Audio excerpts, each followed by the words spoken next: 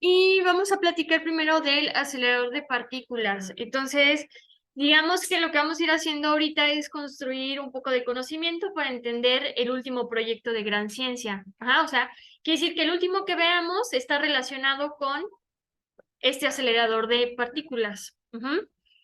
Entonces, no sé si alguien ha escuchado el acelerador de partículas de este aparato, máquina, tecnología. Ujú. Pero básicamente tenemos que, antes de que apareciera este acelerador de partículas, nosotros creíamos que ya comprendíamos del todo al átomo. Ujú. Entonces, vamos a hablar un poquito del átomo, porque como siempre en su libro viene como una parte introductoria donde nos manejan un poco de conceptos para comprender entonces qué es lo que hace el dispositivo. Para yo entender qué hace el dispositivo necesito comprender pues aquello con lo que trabaja, y aquello con lo que trabaja pues son átomos.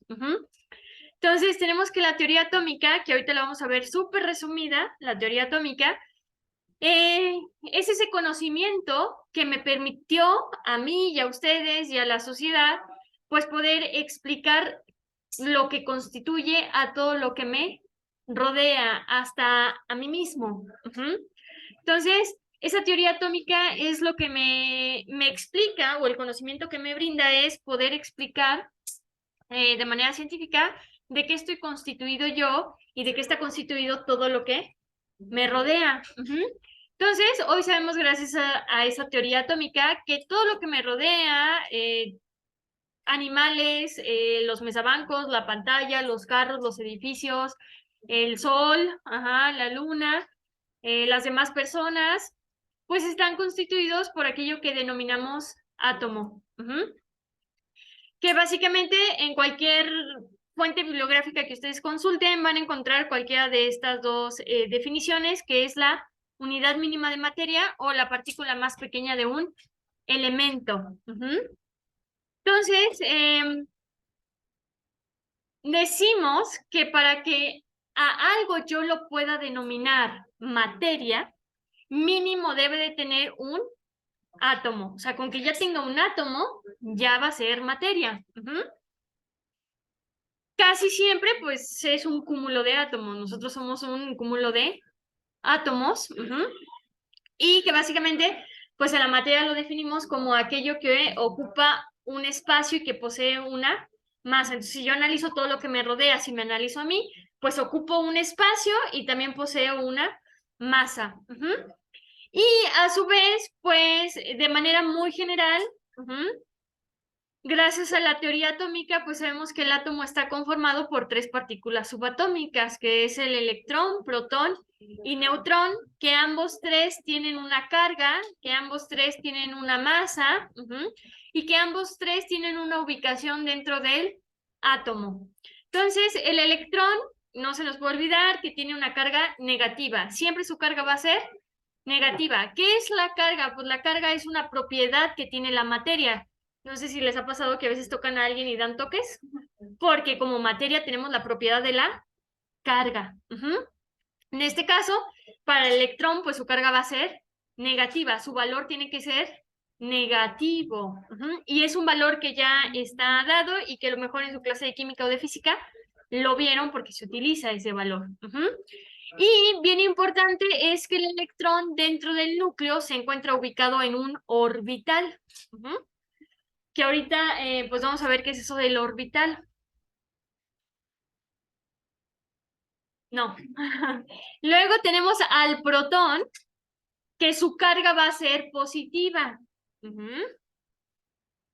Y que, si entramos un poquito más en detalles, pues la carga del electrón y del protón valen exactamente lo mismo, numéricamente hablando, nada más que con signo contrario. Uno es positivo y el otro es negativo, pero valen lo mismo. Y esta partícula subatómica se encuentra en el núcleo. Entonces vamos a tener que nuestro átomo, si bien hoy se sabe que el átomo no se ve visualmente así, y ahorita les voy a hacer como un dibujito de cómo se ve un átomo, pues se sigue utilizando este gráfico para representar un poco la ubicación de las partículas subatómicas. O sea, en el núcleo tengo dos partículas subatómicas, que una es el protón, que ya hablamos de ella, y la otra es el neutrón, que su nombre viene de que su carga es neutra, o sea, no tiene carga. Cuando decimos que en cuanto a carga algo es neutro, quiere decir que no posee carga, o sea, ni es positivo ni es negativo, simplemente su carga vale cero, no tiene carga. Y esa partícula también se encuentra en el núcleo. Y en los orbitales, que si bien no se ven como una elipse, como se ve ahí en la imagen, tenemos a los electrones. Entonces podemos decir que alrededor del núcleo pues van a estar ubicados los electrones.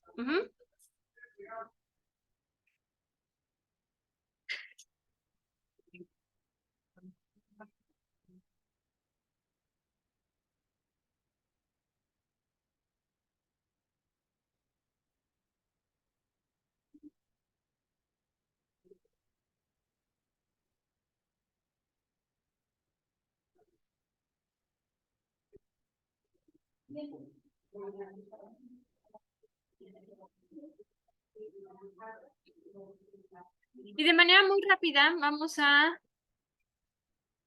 platicar un poquito sobre pues esta teoría atómica.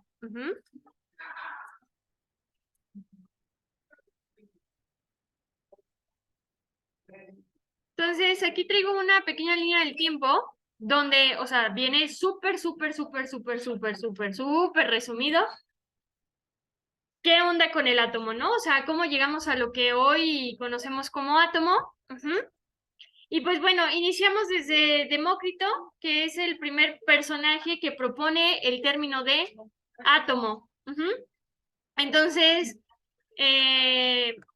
no sé si recuerdan por ahí de sus clases de química, que pues básicamente lo que sucedió con Demócrito es que en alguna expedición que hizo, pues se puso, por ahí pueden encontrar diferentes versiones en internet, pero el punto es que agarró algo, que puede ser una manzana, una hoja, lo que sea, y esa manzana la partió a la mitad, y esa mitad a la mitad, a la mitad, a la mitad, y así sucesivamente hasta llegar a un pedacitititito que pues él ya no podía dividir.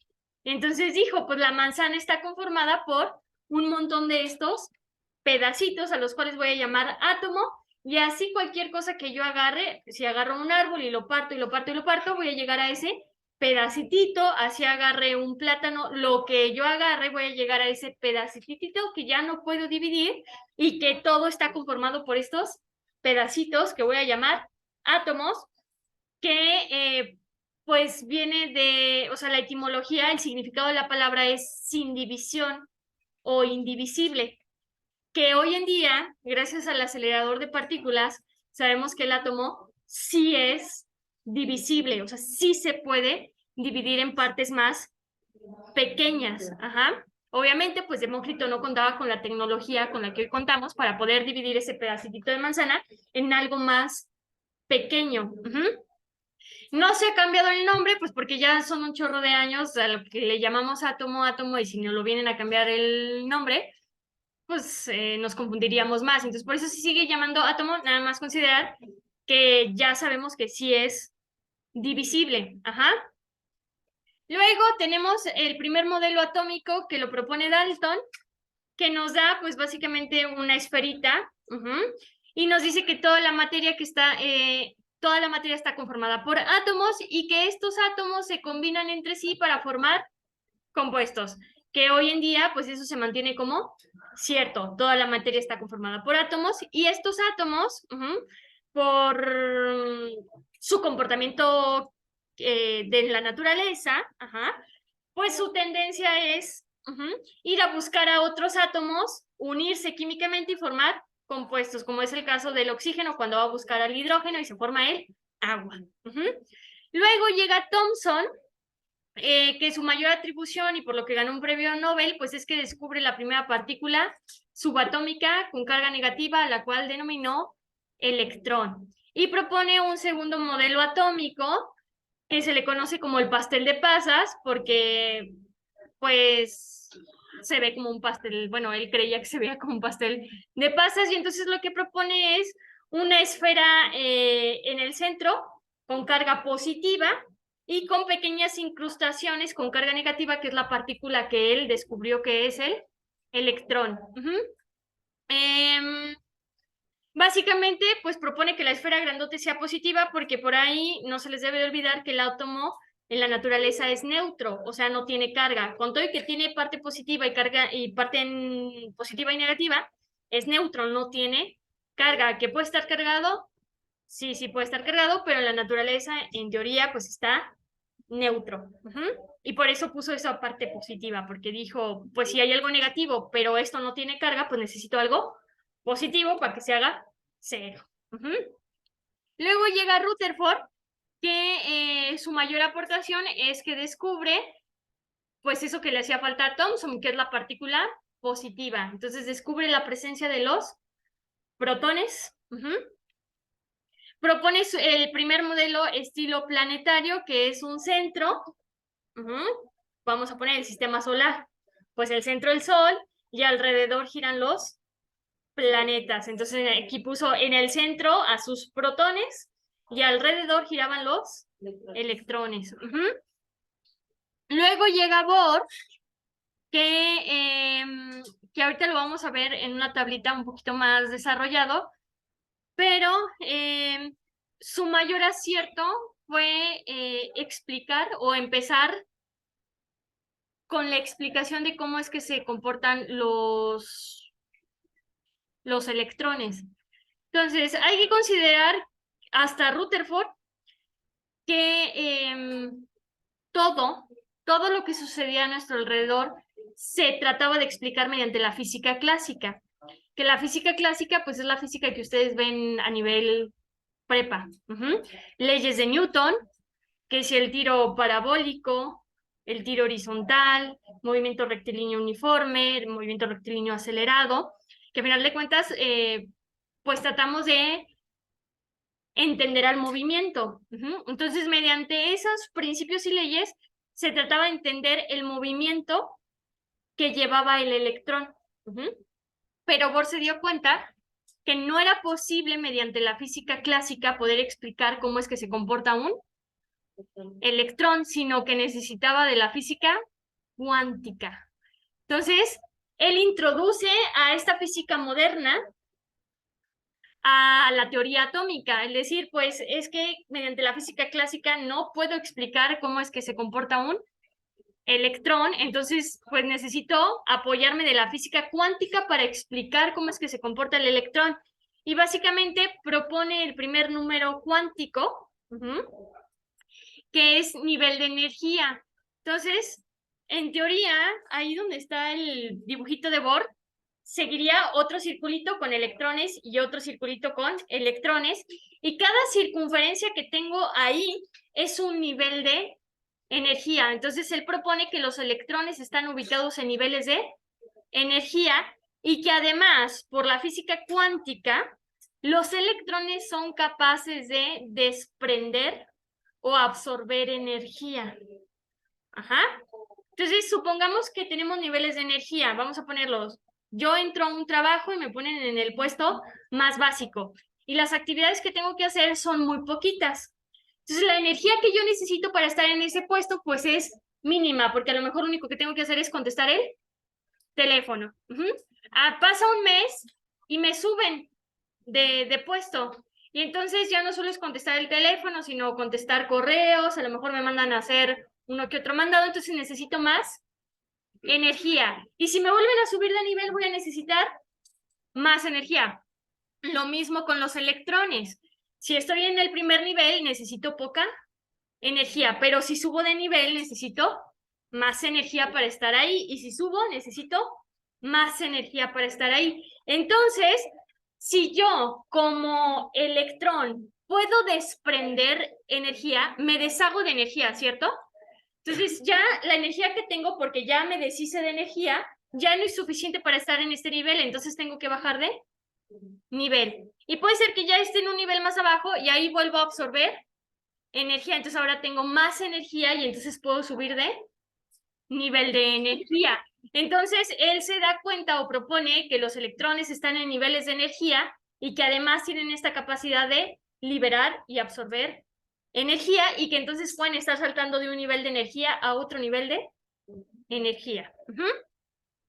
Luego llega Sommerfeld y pues llega a la conclusión también, ya que se introduce la física cuántica, pues que básicamente los electrones no se mueven en órbitas circulares, no siguen una circunferencia como tal, sino que más bien se encuentran en espectros o lo que denominamos como orbital. Entonces, orbital y órbita no son lo mismo. Hoy en día se sabe que el electrón no está en una órbita, está en un orbital y que básicamente es un espectro donde puedo encontrar un electrón. Entonces, pues básicamente como se vería un átomo, tengo mi núcleo con protones y neutrones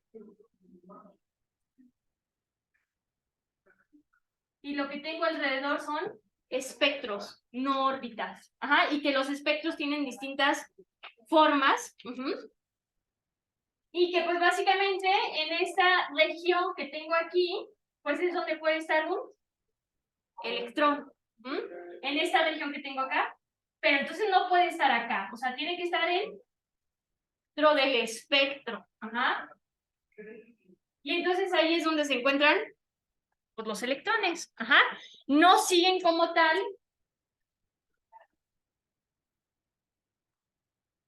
pues una órbita, sino que más bien son orbitales y a eso se le conoce como el segundo número cuántico que propone Sommerfeld. Y también nos dice que propone un tercer número cuántico que es el momento magnético, que no voy a entrar en detalles, pero básicamente es la orientación del espectro. O sea, puedo tener un espectro de esta forma, como es ese, pero el tercer número cuántico es cuántas orientaciones puede llegar a tener este espectro. Fíjense, aquí está sobre el eje de las Y, ¿cierto? Pero puedo girar este espectro. Y ahora está sobre el eje de las Y esta región no es lo mismo que esta región. Entonces ese es el tercer número cuántico, o sea que el orbital puede tener diferentes orientaciones. Y que sí importa la orientación en la que está, porque no es esta misma región, no es la misma región que tengo acá, no es la misma área. Luego llegan Dirac y Jordan, y con esto termina un poco la teoría atómica, que proponen el último número cuántico, que es el spin. Y pues básicamente es que el electrón gira sobre su propio eje, como lo hace el planeta Tierra, pues puede girar hacia la derecha o puede girar hacia la izquierda. Y entonces podríamos decir que Bohr, Sommerfeld y Dirac y Jordan, pues básicamente en conjunto estos son 4 personajes, pues básicamente mediante la física cuántica nos explican cómo es que realmente se comporta un electrón. Y por último tenemos a Chadwick, que no propone ningún modelo atómico, pero con sus experimentos descubre la tercera partícula subatómica, que es el neutrón, y también lo ubica en el núcleo.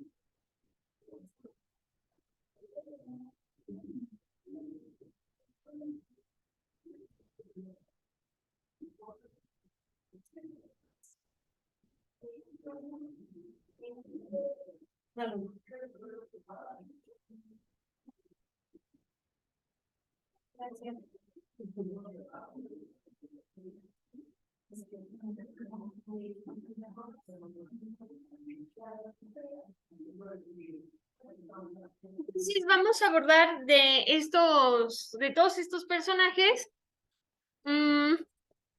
dos en específico, para que veamos un poquito lo que hemos mencionado sobre la ciencia. Pues básicamente, además de su aportación, por ahí vamos a hablar del método de comprobación. Que acuérdense que parte fundamental de la ciencia es que los científicos utilizan métodos de comprobación. Ajá, esa cuestión en la que puedo replicar lo que ellos hicieron para darme cuenta que la conclusión a la que llegan es correcta. Ajá.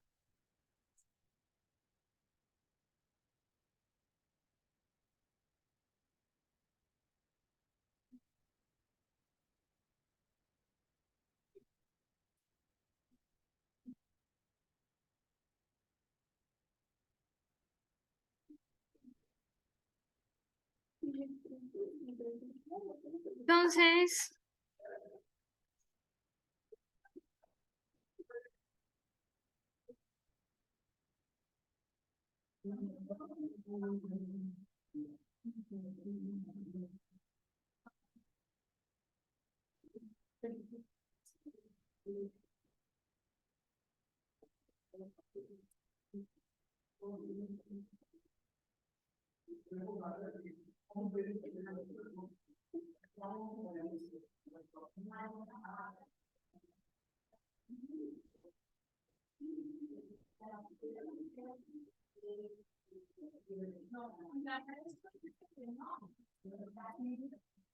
entonces vamos viendo. Vamos a agarrar a Bohr y a Rutherford. Ujú. Donde básicamente en la aportación pues tengo lo que ya platicamos, que nos dice que aquí que Bohr propone el modelo atómico que explica el comportamiento de los electrones dentro de los orbitales cuantificados. Ajá. Esta parte en la que Bohr, su aportación es al comportamiento de los electrones, le introduce la física cuántica. Ujú. Donde dice, pues no son órbitas, son orbitales y estos orbitales tienen que estar cuantificados. Eso de que están cuantificados es la cuestión de la energía. O sea, que los electrones pueden desprender o absorber energía y que entonces pueden saltar de un nivel de energía a otro nivel de energía. ¿Qué método utilizó para comprobarlo? Pues un método físico-matemático. Esto quiere decir que fue y buscó en la física cuántica los principios y leyes que da la física cuántica y mediante cálculos matemáticos y siguiendo fórmulas, logra comprobar que los electrones se encuentran en orbitales cuantificados. Tenemos a Ernest Rutherford, que tiene otro método de comprobación, que es el método de comprobación de forma experimental.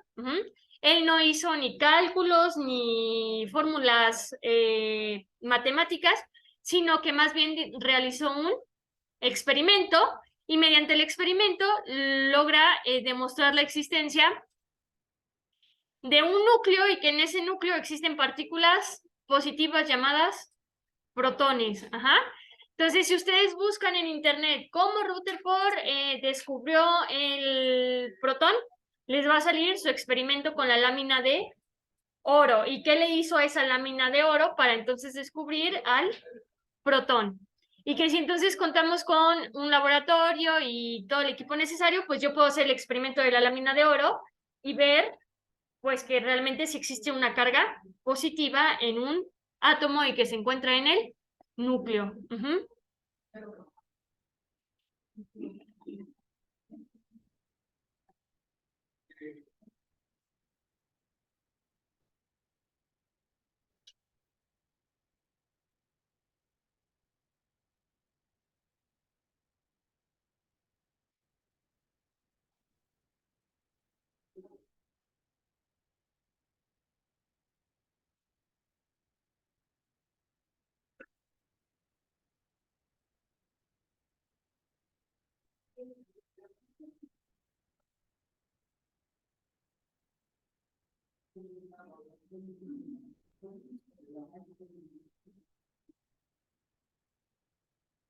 Y ahora vamos a hablar de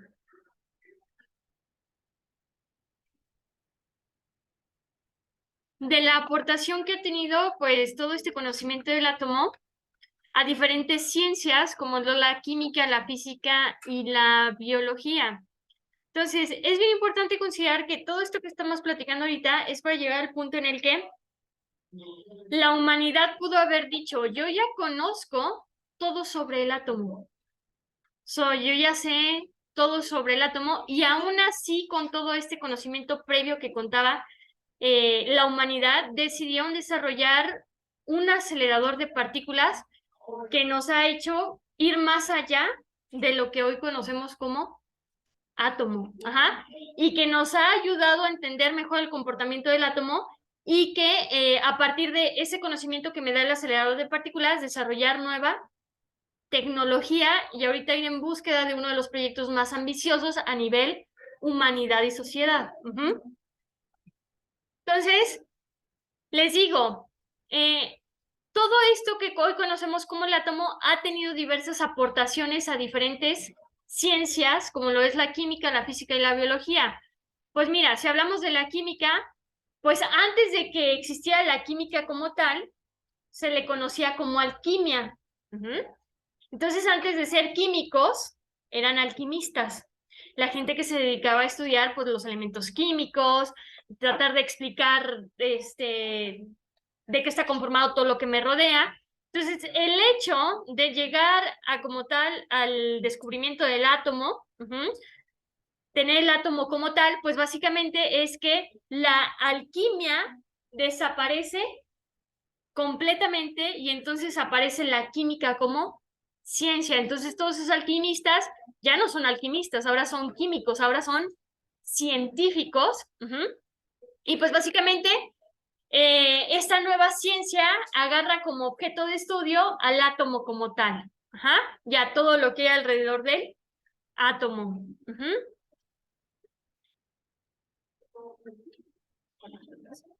Y fíjense que aquí, pues básicamente es la química sigue buscando el análisis de la composición interna y el comportamiento de las partículas. Luego, para la física, pues tenemos que también fue de gran importancia porque gracias a la física, personajes dentro de la química pudieron proponer modelos atómicos. Lo que les decía es que Dalton, Thomson, Bohr tuvieron que apoyarse de la física para poder explicar qué sucedía en el átomo. Y pues podríamos decir que representó un gran cambio en la cuestión de la física, es decir, dimos ese salto de querer explicar todo con la física clásica a considerar también a la física moderna, que es toda la cuestión de la física cuántica. Y tenemos a la biología, que nos dice que todos los seres vivos, como los seres inertes, que son aquellos que no tienen vida, están constituidos de los mismos átomos y partículas. Eso quiere decir que, pues puede ser que con ese mesabanco yo comparta átomos de algún elemento, a lo mejor de hierro. Bueno, nosotros tenemos hierro, eso es. No sé si alguien de aquí ha tenido anemia, lo que te recetan, pues es complejo B, que es como tal hierro, y hasta la pastillita cuando te la pones en la boca sabe a hierro. La sangre tiene hierro, por eso también cuando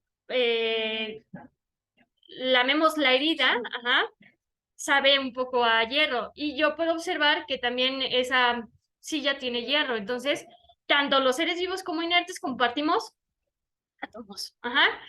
Y nos dice que esto ha venido a ayudar al desarrollo de la biología molecular, la genética y la bioquímica. Ahora sí, con todo este antecedente de que ya comprendimos cómo es que se comporta el átomo, qué tiene el átomo, pues ahora sí vamos a entrar a nuestro acelerador de partículas. Vamos a ver las características que tiene este acelerador de partículas y lo que hace el acelerador de partículas y que gracias a lo que hace, pues hoy sabemos que existe la energía nuclear y hoy pues la ciencia está trabajando con la energía nuclear. Entonces, ¿qué características tiene este acelerador de partículas? Nada más para que nos demos una idea, Pues este acelerador de partículas tiene una circunferencia, esto quiere decir que tiene forma circular, ajá, y creo que aquí en esta pantalla sí se alcanza a ver, pues que básicamente es una tubería. Entonces es una tubería en forma circular, y esa circunferencia tiene un total de 26.659 metros, o sea, hace casi 27 kilómetros de distancia, ajá, la pura circunferencia. Este acelerador de partículas se encuentra 100 metros bajo tierra. Nos dice que además tiene un total de 9.300 imanes de alta precisión, que es la máquina que contiene más imanes. Nos dice que va a tener un sistema de enfriamiento que alcanza una temperatura de menos 271.3 grados centígrados y que actualmente es considerada la pista más rápida del mundo, que pone a girar a los protones o a cualquier partícula diminuta alrededor de ese acelerador de partículas 11.245 veces, que por ahí su libro hace un aproximado con la velocidad de la luz y pues casi es la velocidad de la luz. Entonces, quiere decir que lo que hace tal cual el acelerador de partículas es acelerar partículas. Que ahorita vamos a ver de qué me sirve a mí meter a la partícula y acelerarla. Nos dice que contiene la aspiradora más potente del mundo y que tiene los detectores más grandes.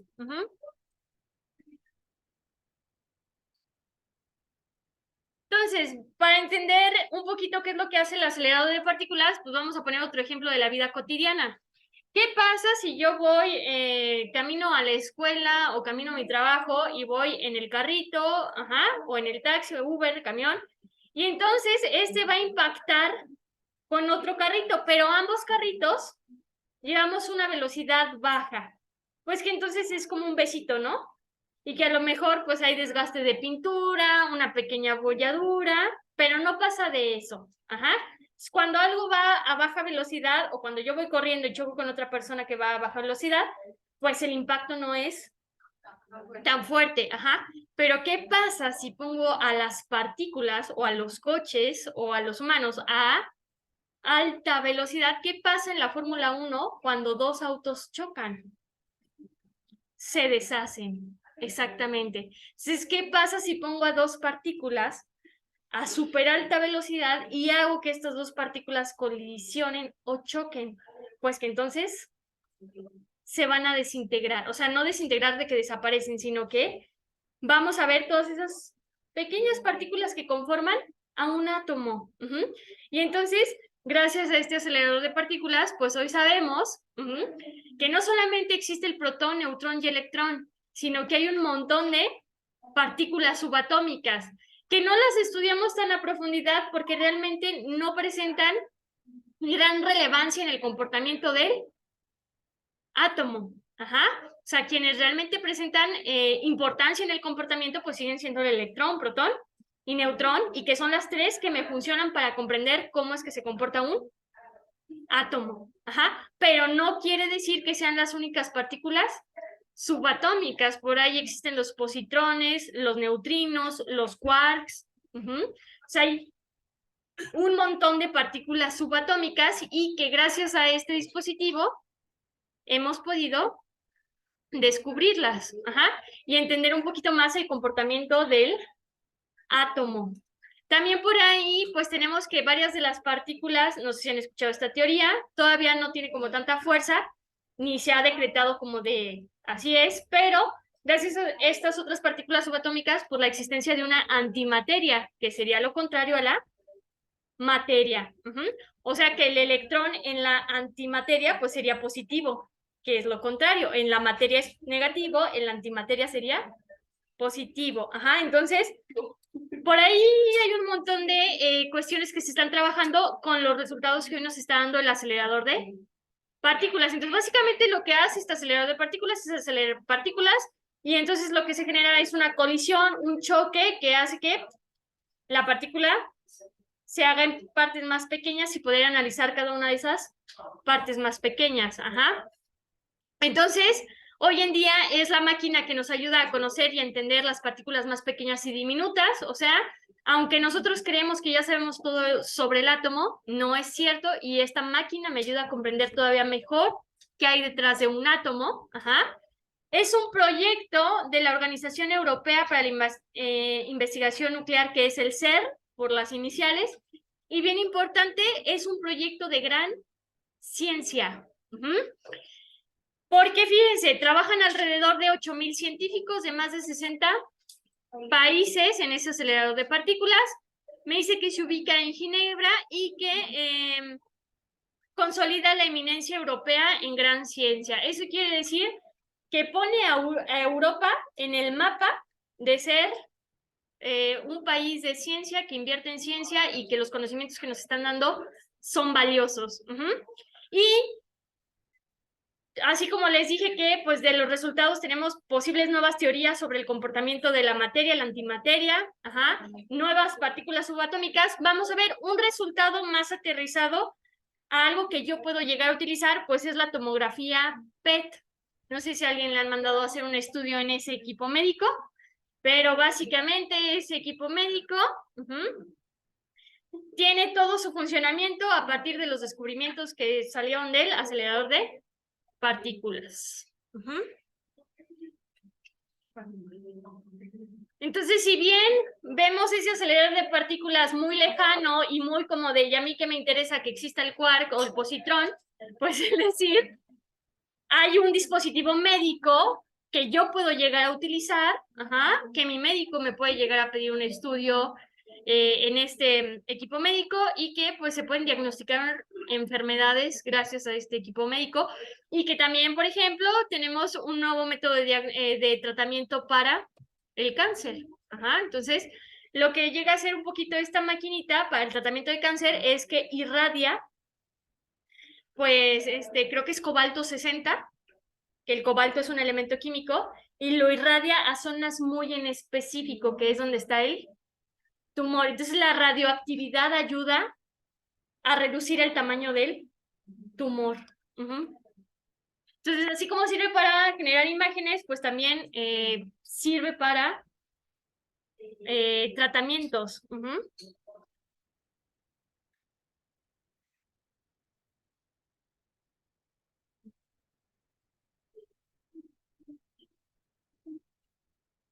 Y de igual forma, este acelerador de partículas